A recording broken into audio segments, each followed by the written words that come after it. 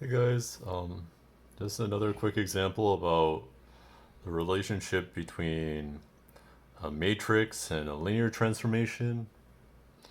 Here, I have two vector spaces over R. I'll call this the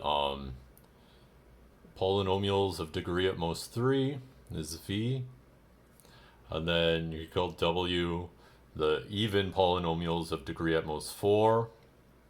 You know, or in other words, just the things that look like a plus cx squared plus ex to the fourth. A, C, and E are real numbers. A, B, C, D are real numbers up here. Okay, and then I'm going to write down a basis for V. That's going to be called B. That's just the basis 1 as my first vector. 1 plus x as the next vector. 1 plus x squared, and then 1 plus x squared plus x cubed. That's my basis for B.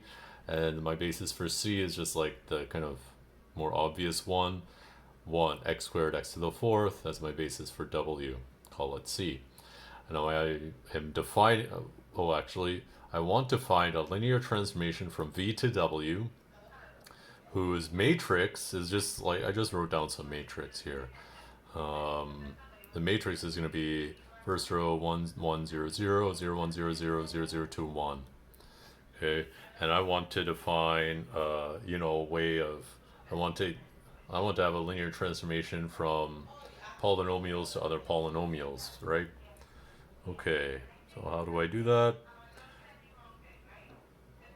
Well, first I need to write any element of V in terms of B coordinates.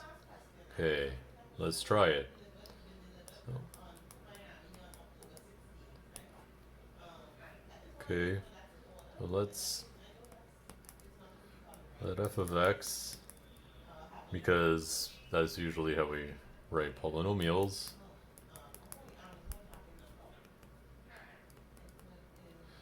And let's try and write f in terms of B.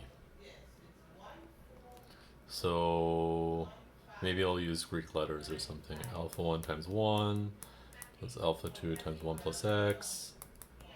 It's alpha 3 times 1 plus x squared.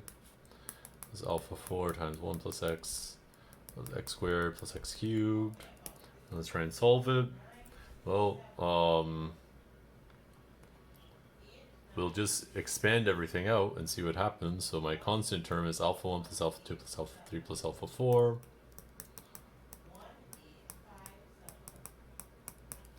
My x term is alpha 2 plus alpha 3 plus alpha 4.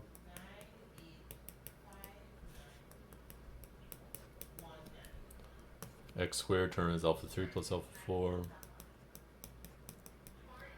And my x cubed term is alpha 4. Okay, and this is supposed to be equal to the polynomial a plus bx plus cx squared plus dx cubed. So alpha 4 equals d. Well, alpha 4 equals d, and alpha 4 plus alpha 3 plus alpha 4 equals c. And alpha 3 has to be c minus d. So you can kind of see what will happen, but I guess we should just set up this as a system of equations. So we have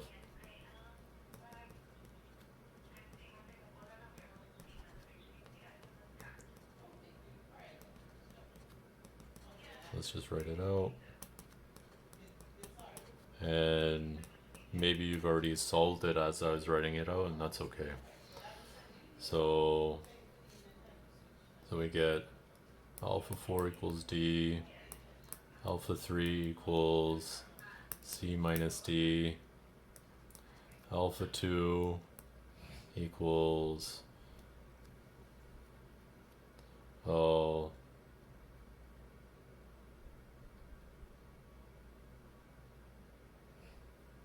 one way of it might be like b minus c, and alpha 1 is just a minus b, however you write it. Okay.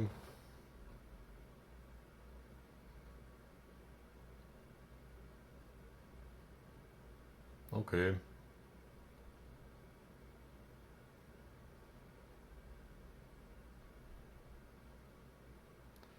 Okay, so that tells us the coordinates of f relative to my basis b. let me just write them down. The coordinates of f relative to b is just a minus b, b minus c, c minus d, and d. Okay, now what do I know about t of f?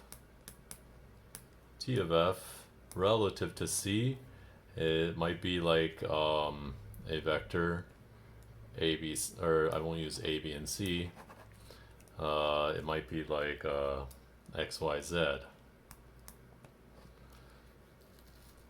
Okay, and if t of f, if the coordinates of t of f are x, y, and z, that implies that t of f equals x plus y.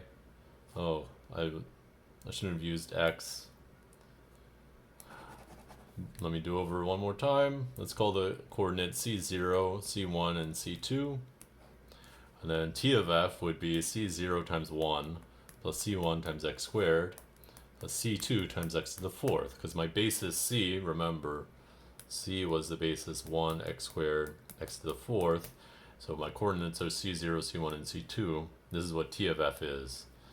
Okay. And then we have one more thing we haven't talked about.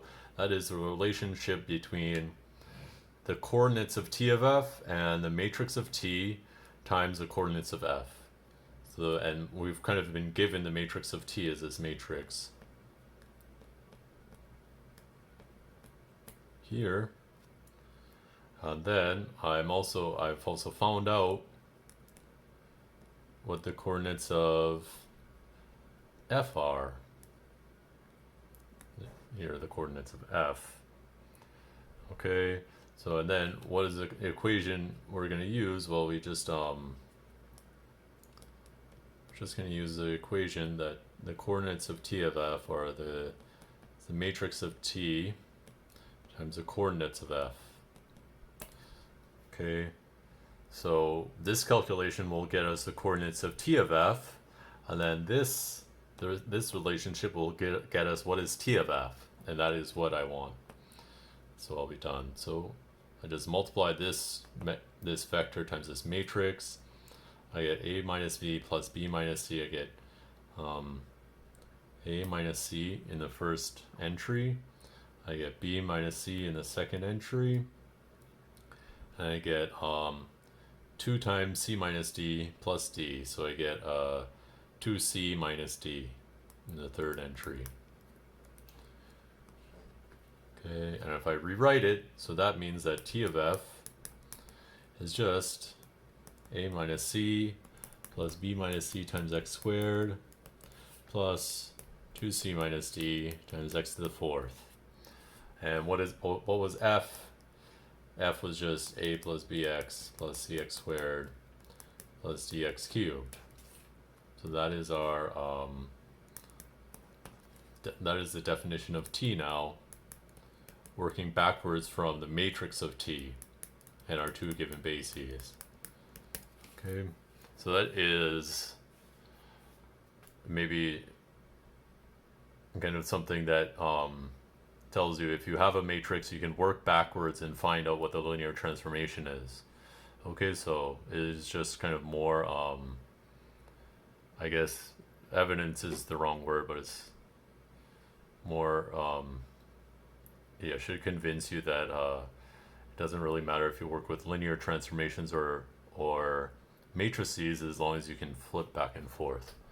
Okay. Thanks for watching.